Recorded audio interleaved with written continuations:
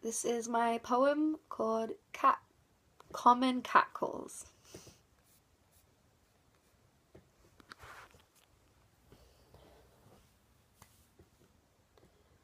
I'm walking down the street, eyes looking at my feet, ears attuned to the beat in my earphones.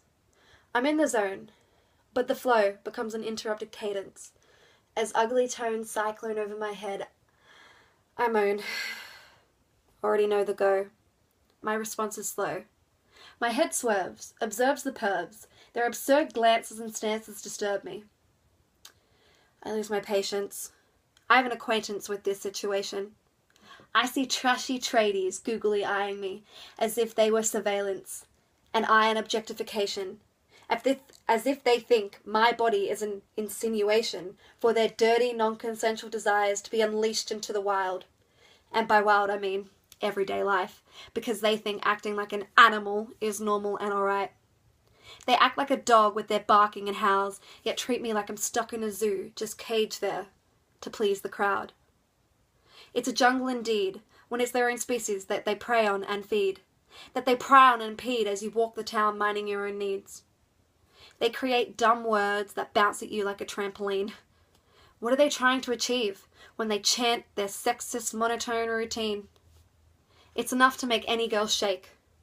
Their existence, although persistent, gives me a headache. My nerves decay at the sound of the whistling, which tries resisting my right as a citizen, who can dance freely in our own front yard without being scarred with prosecution and patriarchy that's moulded in institutions and colonial hierarchy.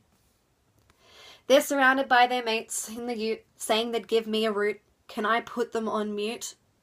They waste the space and pollute the human race. Their heads riding first class with their ass. They're having a laugh, a bit of fun, but how is it okay to single out someone? Because they're alone and you need to feel empowered. And if I don't enjoy it, I'm uptight and sour.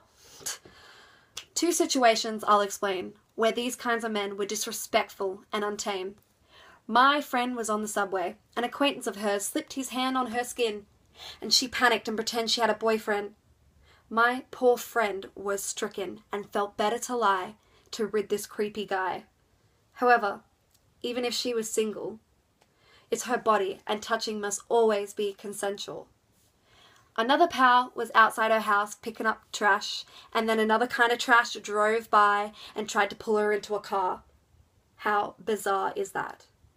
I'm sick and tired of the tricks and illusions that it's wired in their mind. It's society's construction.